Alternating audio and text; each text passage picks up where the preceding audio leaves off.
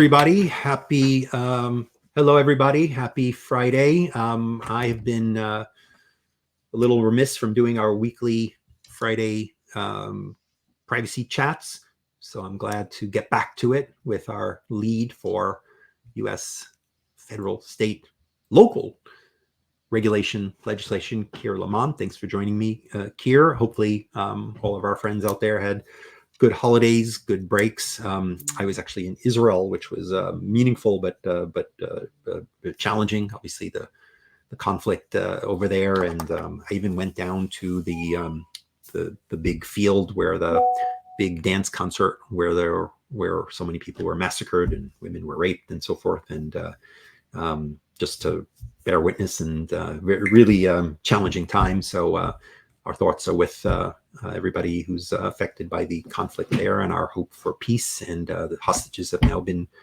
captive for more than 100 days. This week is the birthday of a 1-year-old who's been for 100 days of his life a captive, Keir. But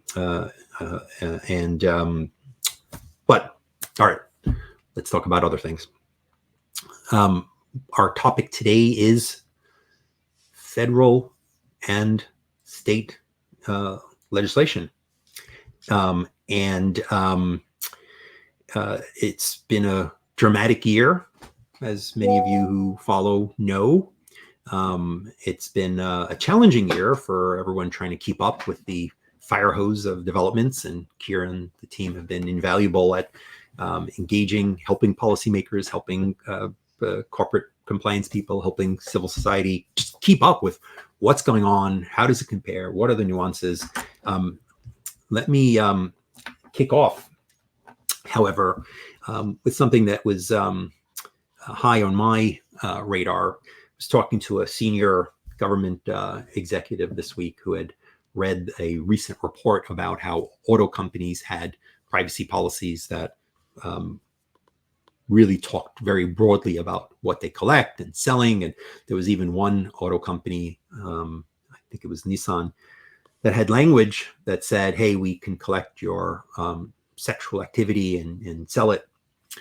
And, the media had a field day with this, like, oh, cars are collecting, that you're hooking up in your car. And, we work on automotive data issues, and we know that there is no company that is collecting information like that, let alone selling it. And so the question is from this senior executive, well, why would they say that then? Why would anyone say that they collect sensitive information like that, or that they sell it if they don't do it? And for those of us who work on state legislation and will read privacy policies for entertainment and for fun, of course we understood why. And a lot of that is because many of the state laws have very broad commitments. Washington Health Act, many of the new state laws that want companies disclosing what sensitive data they collect. And of course, that's absolutely appropriate. But what some of them are also worried about is that industry will come up with very narrow interpretations and because they'll want to avoid that. And so some of the mandates are very, very broad and include maybe even inferences. And I guess that's obvious that if you're collecting information that is not very specifically, say, health information or, sex-related information, but you are somehow inferring that and coming up with that category, then I guess that it ought to be covered. But what about the fact that you kind of can infer a lot of things today from almost anything with machine learning and powerful inferences? I remember when I just got a Oura smart ring, and so it clearly knows lots of things that I'm doing with my hands, like you're not moving your hands, so you are sleeping, and does a nice job tracking sleep. But it probably knows other things I might be doing with my hands, and I hope they're not spending their time trying to infer really sensitive stuff. But I do remember when the early smart bands and smartwatches and Fitbits launched, people were criticizing them because they knew when you were running, but you'd be riding your bike and burning a lot of calories, and it would be like no 0 calories, right? Because your hands maybe were just on the bike. And eventually they got smart enough to analyze the little unique things like it's moving and your hands aren't moving and you're going fast and there's a little vibration. Oh, you are riding a bike, right? And so they've inferred, and now they can determine when you are riding, a bike. And so, clearly there is a space for this set of inferences. But when we all read these stories that said, hey, these companies are, selling your sex or activity, and, anyone working closely was like, no, they're not. But why did they do that? I get why they did it. They were trying to comply with the law, or at least what they thought some critic, would tell them they had to do under the law. And they didn't have a PR person or kind of a consumer expert sitting and saying, yeah, but you know what? You really ought not to say that if you're not doing it. You might have some risk that somebody could read that law broadly. But anyway, policymakers, to the extent that we've got folks out there who are engaged with state legislators or any state legislators, we need to make sure that what we achieve here is actually useful for consumers, doesn't confuse the media. Do you remember a time, Keir, when people were worried about how long privacy policies were? I remember even someone doing some study claiming that the Facebook policy was longer than the US Constitution. I remember a legislator putting in a bill saying that policy shouldn't be more than 100 words. Of course, the bill requiring that the policy shouldn't be more than 100 words was more than 100 words. But we seem to have this proliferation in this first wave of state laws of, here's the easy thing. Let's tell you what you should have in your policy. Let's demand that you have a separate special policy for our state because we're special. And hey, we're even calling for very specific new additional policies on top of your general policy, where you need to call out maybe what you do with ad tech and opting out, or call out sensitive data.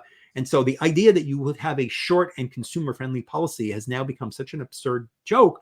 Or frankly, the fact that your policy would be shorter than the US Constitution is going to be a joke. So can we start with, are we going to see more and more? Are you going to need 50 policies? Or I guess we got to include the territories as well, right? So what is that, 53 or 54? You're going to need 53, 54 policies, and then special call outs that are unique to that state for the additional, maybe sensitive data, the additional ad tech. Are we creating like this giant encyclopedia that will need to be today's legally compliant privacy policy, which then will also set off alarm bells because of how expansive it will need to be because some of the drafting? Or is there any hope? Is there any hope?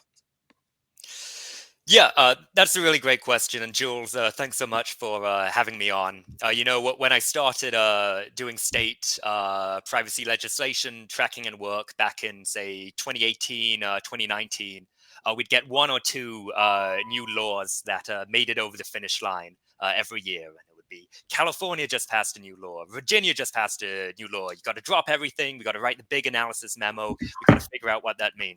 Well, we've really seen an acceleration. Just last year, 8 new, what we would call comprehensive privacy laws were enacted, trying to govern the collection, use, and transfer of personal information really across the economy. And so far this year, we're only about 2 weeks into the year, and already we have 2 new of these comprehensive state privacy laws. So it's a really exciting time to be in this space, and me and my team are hard at work trying to get out information about what's actually happening in the states as best as we can. So on this point of the kind of consumer privacy policies, that's one of the key elements that you'll see basically in all of these laws. If you're a company, you're supposed to disclose what personal information do you collect, how do you use it, what categories of third parties will it be shared with. Now, where a complication arises is that even though the requirements may be generally the same for that across the different states, there are key differences between some of the states on core definitions. What might encompass a sale of personal information in California may not encompass a sale of personal information in Virginia. So that pushes towards creating separate disclosures for different states. And all of these state laws say, we really need you to write a privacy notice that's clear, it's reasonable, it's understandable, it should be short. However, these differences mean that the bills grow, the disclosures grow grow longer and longer and longer, they grow more difficult to read. And ultimately that runs against the very purpose of having them in the first place. And I think is something that would support the enactment of comprehensive federal privacy legislation. Obviously, there have been significant attempts in that direction in recent years. However, nothing has gotten over the finish line yet. On the point you made previously about why would an organization disclose something in their privacy policy that they might not actually be doing? Well, there's kind of a few reasons. One is that most of these state privacy laws provide and create heightened protections for what they call sensitive personal information.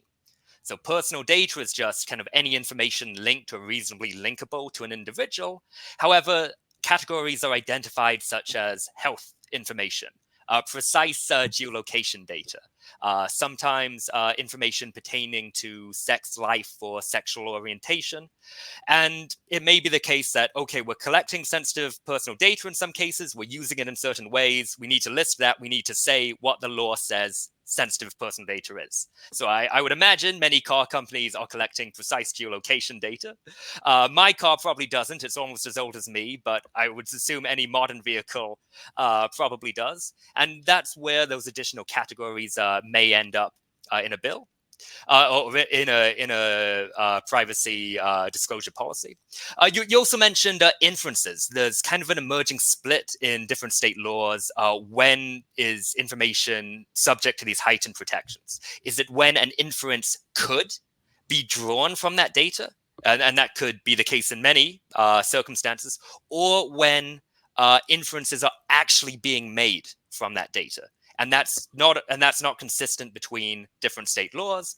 And then finally, in most of these laws, if you disclose what you're doing in the privacy policy and then maybe obtain upfront consent if sensitive data is being collected, you're pretty much fine going forward. Individuals have particular rights over their data. They can opt out of certain uses of data. But if you disclose and collect consent upfront, you're pretty much going to be okay. And if you change what your processing purposes are down the line, then you may have to go back and obtain additional consent. And that may incentivize a level of over-disclosure, putting additional things into the policy, just in case practices change in the future. You may not have to go back and get additional separate opt-in consent from all of your customers. And I don't want to be pedantic, but for folks who haven't perhaps worked practically in compliance, I'll tell you, from my days as a chief privacy officer, when you say to me, did you actually make an inference? I said, well, what do you mean by that? Now, do you mean that we have a marketing category where we are profiling and giving you ads based on that, and because you went to these sites or because the car vibrated in this way, now we've made a particular inference and we're using it? Okay, well, I get that that's an inference. When our research team says, hey, I wonder what we can learn about our users so that we we don't ask them whether they're male or female or things about their purchase habits. Are there inferences? Can we put together a report and then brief the CEO and say, hey, it turns out more of our customers are male, or more of them live in a certain region, or seem to be commuters, or work from home, or whatever. I don't know. Maybe we should buy more daytime ads on soap operas because our folks are home, right? Okay, I guess somebody made an inference, although I didn't make it about an individual. I kind of came up with a report, and then we made a big decision about, so forth. What if you or me, somebody sitting at the desk, says, hey, can we pull some information? I want to see whether the people who send in complaints are more likely to be living in one region or of one background or another. And someone says, well, I pulled some data, but we don't really have any information. Did I make an inference, right? Like, it's not like, I talked to you, I might be making some inferences. I guess you're working from home today. I've made an inference, or maybe I didn't. I just noticed the background and I didn't make that, I didn't write it down, right? I mean, so it sounds silly, but like when you say an organization makes an inference, that can mean a lot of different things. And these aren't always clear. I guess it's helpful that the Washington Attorney General just this week, I think, put out some guidance that at least said that, well, when you actually make an inference using data, then you need to disclose it. And when you don't, you don't. But I will tell you that folks who we talk to on like the legal compliance side are still like, when did I make it exactly, right? And I get that the regulator can't answer all those questions, because as soon as they do, then someone will be like, aha, I'll go up to that line and I'll do it and not. And so, but, learning about this via litigation or confusion, is also not the ideal path forward. What else are we seeing? What about AI for a moment? Look, we certainly think on the FPF side that there ought to be federal privacy law to provide strong, consistent protections that are easier to comply with and easier to understand for consumers. And we certainly think that when it comes to AI, the idea that every state does something different will be super impractical and complicated for both consumers and business. However, as a former state legislator, if I was still in office, I'd be doing AI legislation. And if you came to me and said, this ought to be done on a federal level, I'd be like, why is there, I agree, but why should I not do it? I represent the great citizens of the state of New York, and I'm going to, is there a law that is like almost here that's going to preempt me so that I wasted my time? Well, no. Is it coming soon? I don't know. Maybe people are working on it, but I'd be like, okay, I'm going full steam ahead. And so, look, I think we want to make sure that we all help support those legislators that are thinking about this with the information they need to do things that are wise, thoughtful, that are effective. And what do you? Is this going to be the year of AI state legislation? Whether one way or another? That's a great question, and it may be the start of a series of years of state AI legislation. But I would point up front, I've discussed these 14 or so what we call comprehensive consumer privacy laws that we have. And those create rights and protections, whether or not data is carried out, is processed on an automated basis or not. So disclosure requirements, conducting risk assessments, that are in the comprehensive privacy laws will absolutely apply to the use of personal data in high-risk AI systems. Many of these laws also create a right to opt out of profiling, which leads to legally significant effects. So if you're a state legislator out there and you live in one of the 36 states that have not yet passed a comprehensive privacy law, doing so is going to address many, though not all, of the concerns that the development and deployment of these advanced artificial intelligence systems raise. Okay, so looking out at the current landscape, I mentioned most of these state privacy laws do pretty much the same thing when it comes to artificial intelligence, especially profiling. I will note California, which has a rulemaking process and recently released draft regulations governing automated decision-making technology and profiling that would seem to go quite a bit further than the other states when it comes to AI. Creating broader opt-out rights, not just when processing is carried out on a solely automated basis, but when that processing facilitates human decision-making. Not just when a legally significant decision is made, but if you're in a public place, if you're a student or employee. So that is still very early in the rulemaking process in California, but that is absolutely going to be a core thing relevant for the use of advanced systems in this country that the team will be following very closely over the course of this year. So please take note, folks. Please. Data protection regulators, privacy regulators, FTC, AG, using current data protection law or the emerging data protection laws are the lead AI regulators. In Europe, yes, we'll have some dedicated AI regulators under the new EUA Act. In some cases, it will be the data protection regulator. In some cases, it'll be new.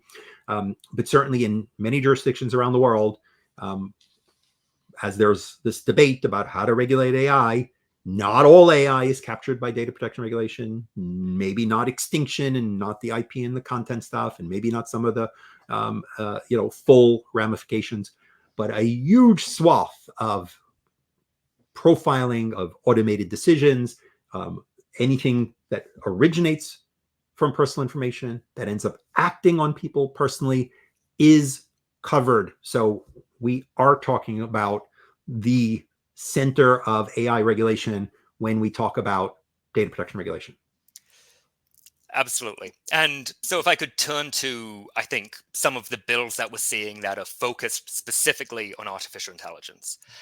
We have a state legislation tracker, and every day it seems like I wake up to 20 or 30 more bills on the states that have something to do with artificial intelligence in the title. It seems to me that the most common of these bills involves so-called deepfakes in electioneering and political advertisements. And I'm sure it is just a coincidence that for policymakers, one of the issues that most directly affects them is the types of bills that are being brought forward most frequently. But obviously, we are in an election year, and it is a highly important topic. We're also seeing the emergence of bills that I would say are focused on kind of getting the government's own house in order when it comes to the procurement, when it comes to the risk assessments for the use of AI systems that have serious impacts on individuals' lives, things like eligibility decisions, interactions with the criminal justice system, etc. Some of the most important decisions that may be made by AI systems in individuals' lives could be made not just by businesses, but also the government as well. In many cases, potentially the government.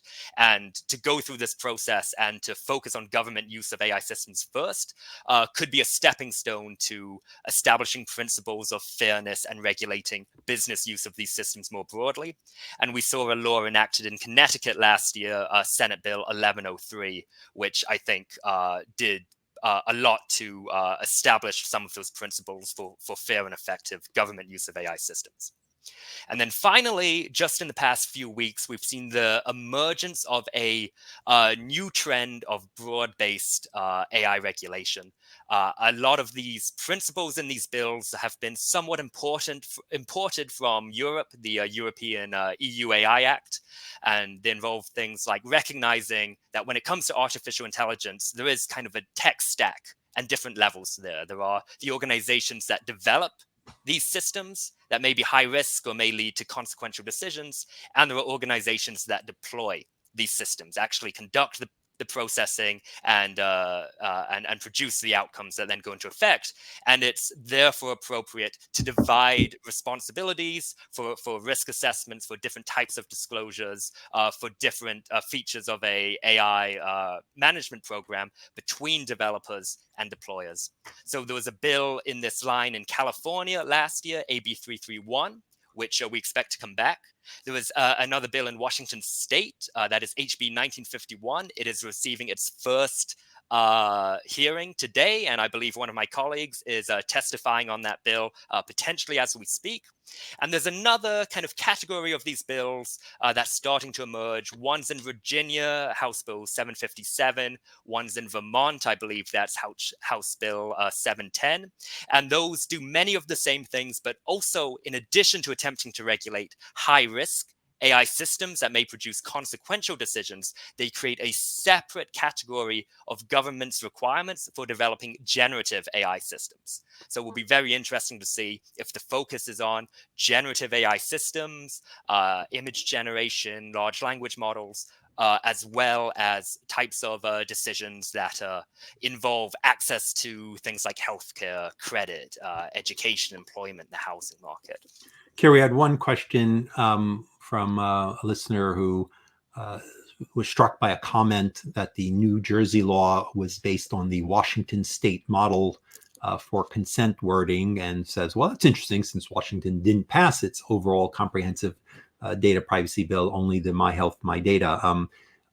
I guess the answer is yes, but that was a prominent bill that got a lot of attention, was sort of going to be the alternative model to California, a little more European influenced with risk assessments. And, nationally, everybody who cared, since it was early in the process, sort of weighed in. And so the language in that text has been influential, perhaps because people who worked on it and thought that it was a good compromise have raised it elsewhere, or other state legislators who increasingly are collaborating on this stuff, are looking at other language. Is that the right answer there? I would say absolutely, and not just the definition of consent, which is the freely given, specific, informed, and unambiguous term that I think is burned into my brain, and is another aspect of European data protection law that has been largely imported to the United States. But way back in 2018, there was the California Consumer Privacy Act. There was a big question: oh, is every other state going to enact a law like California? Or are we going to have a patchwork where every state passes its own law and they all diverge and you can't possibly comply with all of them at the same time? Well, what really happened is that some lawmakers in Washington state started working on their own model, the Washington Privacy Act, which, as you mentioned, was more aligned with some common definitions and trends in European data protection law. It went further than California in certain ways, requiring that opt-in consent for sensitive personal data rather than opt-out. And I've mentioned these 14 comprehensive state privacy laws. Outside California, I would say that all 13 of those laws share something of a common ancestor with that Washington Privacy Act. Even though the Washington Privacy Act was never actually enacted, it never got over the finish line in Olympia, largely due to debates over what the enforcement mechanism should be. The DNA of that law can really be found in each of these 13 other states, from Virginia and Colorado, the first, all the way through to New Jersey and now most recently New Hampshire as the latest two. So they share a similar framework, they share similar definitions, and so ideally that is going to help organizations build out national compliance programs. Ideally, it will help individuals understand and be able to exercise their rights. They don't have a different set of rights or different set of things they need to read if they cross individual state borders. However, there's much you can add on or subtract from that Washington Privacy Act model. And some of the states out there, like a Connecticut or a New Jersey, certainly go much further than some of the narrower iterations of that Washington Privacy Act model, like a Utah or an Iowa.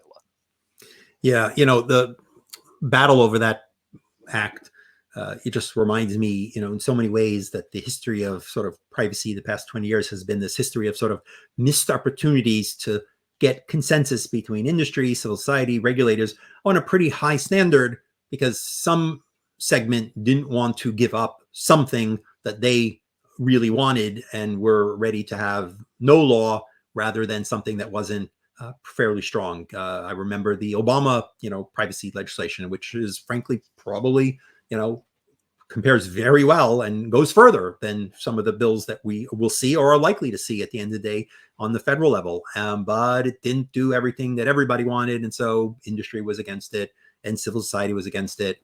I was supportive of it. I thought it was a good compromise. The Washington Privacy Act also, again, didn't have the private right of action, but had risk assessments, had a lot of strong language, was one of the first to bring in higher requirements for sensitive data, imported some of the European framings that upped, the standard. We could have had P3P. Maybe that would have solved a lot of the noise around, ad tech problems, but nobody wanted to compromise. We could have had do not track, standard a couple of years ago, and maybe all the kind of mess of global opt-outs and all these efforts that are kind of being kludged on, but again, nobody wanted to compromise. And so I'm hoping that one lesson that folks can take is that, if you can get 80, 90% of what you want and put protections in place, compromising with the other side to reach something reasonable in a strong, consistent way sooner, putting rules in place when they can actually protect people instead of sort of knock down, drag out things. Anyway, I suspect that lesson won't yet be learned. What else? We had 5 kind of not predictions, you said, but yes, 5 sort of questions based on trends. What did we not yet touch on? One last thing I think we're really tracking is children-specific privacy laws. I don't have a privacy law protecting me. I'm not a child. I would think you could protect everyone at the same time, but it seems to be very easy to find a bipartisan consensus to advance bills focused on children's privacy, online safety, design of online products and features used by individual children. In California kind of once again led the way in this space in 2022 when they adopted what was called the California Age Appropriate Design Code Act. which was modeled on a United Kingdom code of practice. And the Future Privacy Forum, I think, has done a great comparative analysis between that California law and the very, very similar UK code of practice. There was another item where we thought, okay, California has passed something. Will every other state do something similar? Well, it didn't actually happen. And a big reason for that was that there was a lawsuit against that California Age-Appropriate Design Code Act. It turns out that kind of almost copying and pasting wholesale a legal framework from a different jurisdiction that has a different kind of legal context into the US space can be somewhat difficult. Many First Amendment concerns were raised. And we actually saw, I believe in September of last year, a judge in the Northern District of California temporarily enjoined that California Age-Appropriate Design Code Act, and litigation is still ongoing.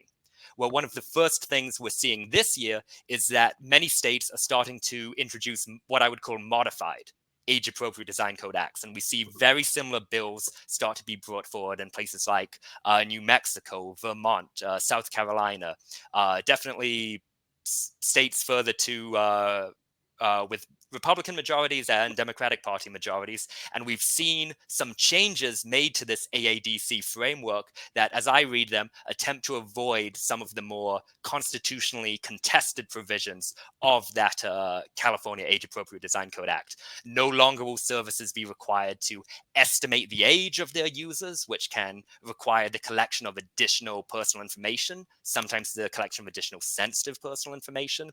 And best interests of the child are actually defined. There's additional definitions, which both consumers and regulated entities are typically look towards. But I anticipate many more efforts to establish heightened protections for the children's online experiences, and as it appears, additional litigation in that space as well. A lot going on, folks. We will have a lot more coming on our federal and state agenda. We have some great LinkedIn Lives next week on some of the latest developments and enforcement actions. So please follow this account and the Future Privacy Forum account, where we'll be putting out some of those things. Since we ended with kids, I will tell you, Keir, that you should know that the 1-year-old who just had that birthday in a tunnel in Gaza is named Kafir Bibas. So we pray for his well-being, as well as all of the children who are on either side of the battle and the bullets, for their safety and peace in the region, and that the conflict does not expand further, as unfortunately it does seem to be, the tensions and rockets and military activity around that region. So